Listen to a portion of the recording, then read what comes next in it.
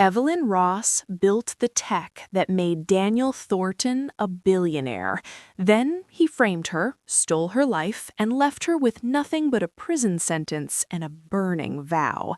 5 years later, she's back, not as the brilliant coder he betrayed, but as the ghost in his machine, the confidant to his new wife, and the architect of his perfect, total ruin. The mark of the panther. The scorching Los Angeles heat made the air feel like lead. Evelyn, or Evie Ross, sat in the driver's seat of her car, trying to control her breathing. Her eyes were fixed on the grand, octagonal gated mansion ahead. This was the home of Daniel, or Dan Thornton, Silicon Valley's shining star, CEO of the AI tech startup Omnia, and the man who had taken everything from Evie 5 years ago. Today, she was here as the new private security guard for his wife, Serena. "You okay, Evelyn?" A voice came through the car's speaker, thin, mechanical, yet effective. It was Nyx, the custom AI Evie had painstakingly built from fragments of her old life, running on an encrypted server network she called the Warren. "In, Nyx," Evie whispered, her voice steady despite the storm inside. "Phase 1 is a go." 5 years ago, Evie wasn't guarding mansions, she was helping build them.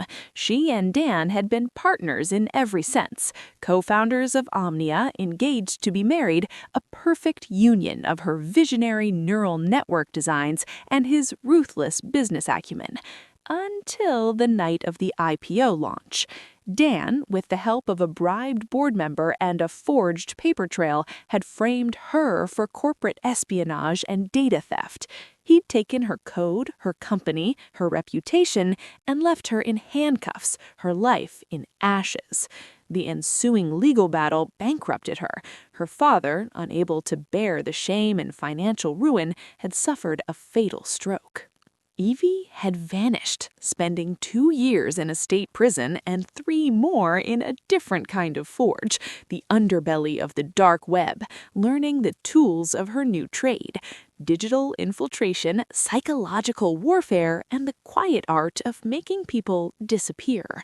Now she was back, not as Evelyn Ross, the disgraced tech prodigy, but as Evelyn Vance. Ex-military, flawless references courtesy of Nyx's forgeries. Serena Thornton, a former art curator 20 years Dan's junior, was beautiful, bored, and perpetually anxious. Dan's obsession with control extended to his trophy wife. He monitored her communications, restricted her movements, and employed a rotating cast of guards he deemed loyal. Serena craved a sliver of independence, a confidant. Evie was there to be exactly that. "Your credentials have been accepted at the gate. Camera loop is active for the next 90 seconds. Move now," Nyx intoned. Evie stepped out, the tailored security uniform feeling like a costume. She was scanned, approved, and ushered into the cold, minimalist opulence of the Thornton residence. The air smelled of money and disinfectant. Serena was a delicate bird in a gilded cage. Evie played her part perfectly, efficient, discreet, subtly empathetic. She listened to Serena's vapid complaints about party planning and her husband's absences, all the while planting seeds. A sympathetic ear here, a suggestion of a discreet ladies' lunch there. She used her knowledge of Dan's habits, his obsessive running schedule, his allergy to shellfish, his fear of bees, not to harm him but to demonstrate to Serena an almost psychic level of protective insight. Trust was a virus, and Evie was patient zero. Weeks turned into a month. While playing the dutiful guard, Evie and Nyx worked nights. Nyx infiltrated Omnia's servers not through a direct assault, but by piggybacking on Dan's own home network, which synced with his office systems. They found the truth, not just the evidence of Dan's original fraud, but something bigger. Omnia's flagship product, the Gaia Mind, an AI designed to optimize city infrastructure, had a fatal flaw. Dan knew it. The flaw could cause cascading failures in power grids, but he was suppressing the reports, rushing to a lucrative government contract. Evie's revenge, once a simple blueprint of ruin, became more complex. She didn't just want to break Dan, she wanted to use his own creation to do it, and prevent a potential disaster in the process. One evening, Dan hosted a lavish pool party for investors. Evie was on perimeter duty. She watched him, the charismatic king holding court. Their eyes met across the manicured lawn. For a split second, a flicker of something, recognition, passed over his face. It was impossible. She looked different, harder, her once auburn hair now dark black. But the paranoia in his eyes was real. He'd made many enemies to be secure. Later that night, as Evie helped a slightly tipsy Serena to her room, the woman clung to her. "He's having me watched, more than usual. He thinks I'm talking to someone."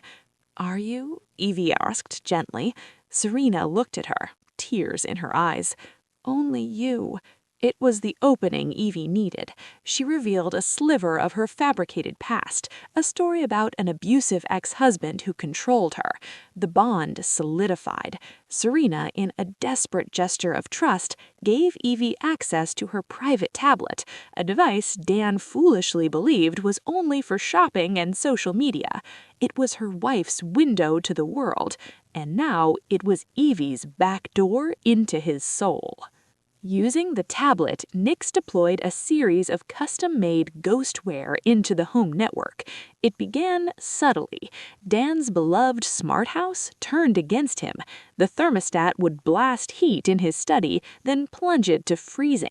His speaker system would play a faint, distorted echo of his own voice from the IPO speech. The security cameras would glitch, showing a fleeting, ghostly image of Evie's old company ID badge from years ago. Dan's smooth facade began to crack. He fired 2 housekeepers, accusing them of tampering. He screamed at tech support, who found nothing wrong. Serena watched, her own fear curdling into something colder.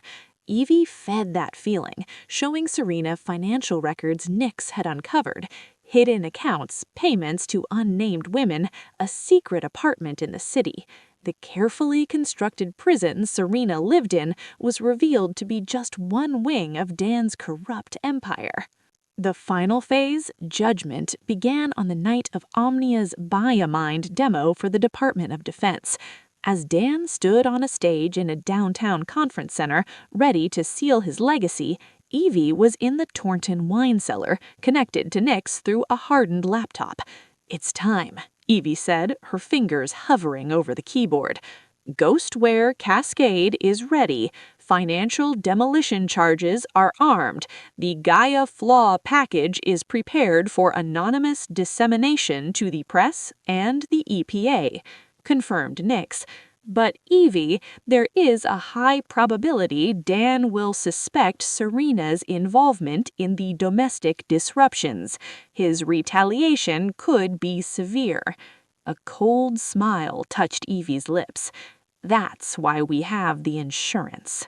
On stage, Dan began his presentation. Giant screens showed Gaia Mind's brilliant interface. As he reached his crescendo, the screens flickered. Instead of flowing data, they displayed a series of documents. The forged emails that framed Evie, the suppressed engineering reports on Gaia's Flaw, the secret financial transfers. The crowd gasped. Dan stood frozen, microphone in hand, his face a mask of horror. Simultaneously, across the city, 3 things happened. 1. Every major financial news outlet received an anonymous encrypted data dump detailing Dan's fraud, money laundering, and the Omnia cover-up. 2. The EPA and DoD received the technical breakdown of Gaia's fatal flaw.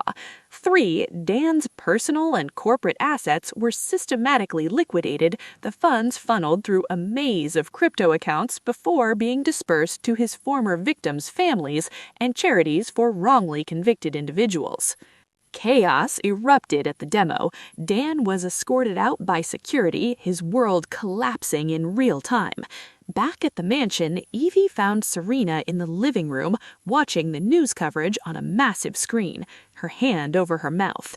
"It was you," Serena whispered, not with accusation, but with awe. Evie didn't deny it. She placed Serena's tablet on the table.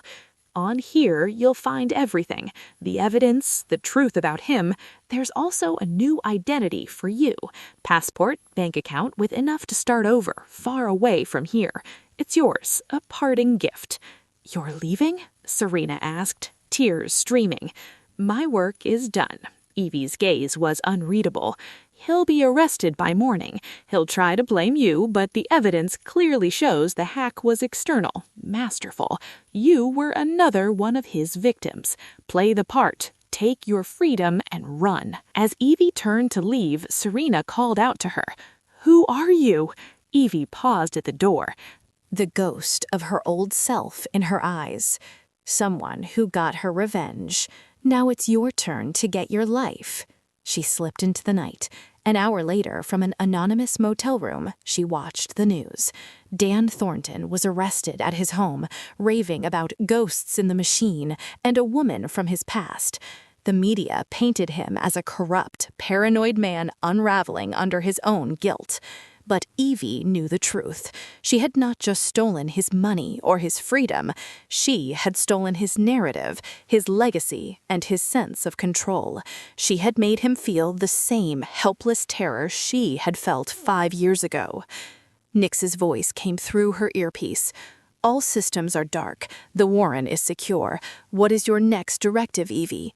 Evie looked at a single photo on her laptop, her and her father, taken before the fall. The fury that had sustained her for 5 years had burned out, leaving behind an eerie calm and a vast, empty space. "For now, we watch," she said, closing the laptop, "and we wait." The revenge was perfect, complete, and utterly hollow. She had become a ghost in the machine, a phantom of justice, but the woman she used to be was still gone. The real question, the one she hadn't allowed herself to ask, now echoed in the silence. Having erased the man who destroyed her, who was Evelyn Ross now? The hunt was over. The harder journey, finding an answer to that question, had just begun. Somewhere in the distance, a police siren wailed, a fading echo of the storm she had unleashed.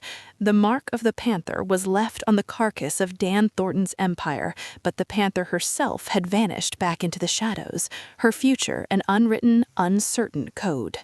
Revenge is a complex algorithm. It requires patience, precision, and the right access point. If you enjoyed dissecting this one, subscribe to ensure you never miss a future operation. The code of vengeance is always being rewritten.